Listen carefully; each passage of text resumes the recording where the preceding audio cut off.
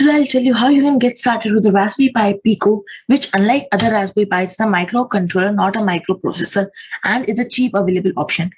Comes with the RP2040 microcontroller chip, which is a dual-core Arm Cortex-M0 Plus processor and can run up to 133 MHz, has 264 KB on-chip SRAM, 2 MB onboard QSPI Flash, 26 multipurpose GPIO pins, 2 SPI controllers, 2 UARTs, 16 PWM channels, 2 I2C controllers, and 8 programmable I/O machine pins.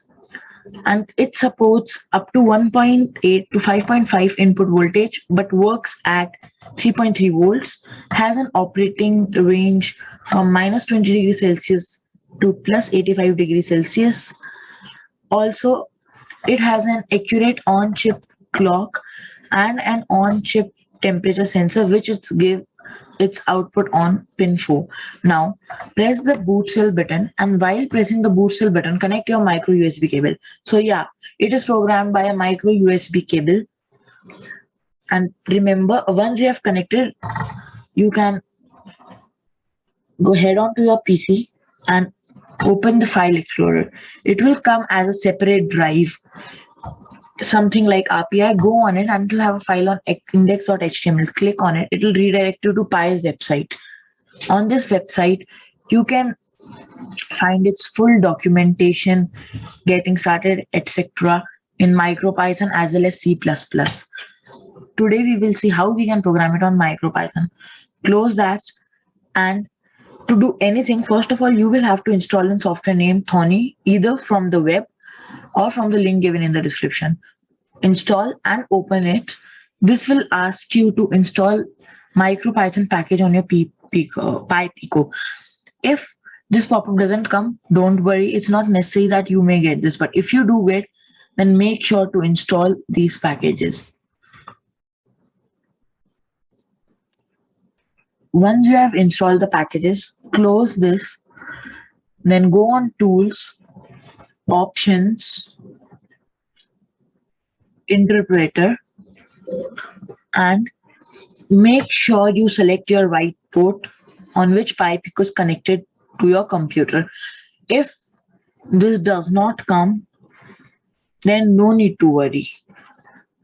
You can remove the cable from your Pi and plug it back in, but this time by not pressing the button instead of pressing it. Connect it, and then again repeat the same option. Go on Options, Interpreter, and select your COM. Once selected, click on OK, and then choose Pi Pico and open this code. This code is given in the description, or you can copy it from here. First, we importing variables, then we are defining some integers, which are basically pin 25. That means it's the LED we are connecting is connected to pin 25. We have an onboard LED on pin 25. We are defining a function that will turn on and off our LED. This is the variable LED state, and if LED state is not equal to LED state, then the LED state is switched, and this is a timer function. Now press Ctrl+Shift+S and choose Pi Pico. Name this file as main.py. Don't forget to add the .py extension. Main.py has to be the file name, because once you unplug your Pi and plug it back, your Pi will automatically search for main.py file only. Make sure you to keep the right name. Once saving, press F5 or click on the Run button. And there you go. You have built your first program on Raspberry Pi Pico, and the LED is blinking. Now, again, open a code named as temp_read given in the description. And you can also copy it on the screen if you want. Again, we are importing importing libraries, defining variables, and this is a conversion factor. That means it will be converted, like the temperature from the signals will be converted into degrees Celsius by that formula. We are reading it, converting it, printing it, and we have a small sleep function for better stability. This code will read the temperature of your Pi Pico. As this board has an inbuilt sensor, you do not need to connect anything from outside. So do the same, press the run button, and now I'm heating it. So you will see the temperature go up. Earlier the temperature, as you could see, was 26 degrees, but now it has rise to around 46, 47 degrees. Okay guys, so that's it for today. Hope you liked it.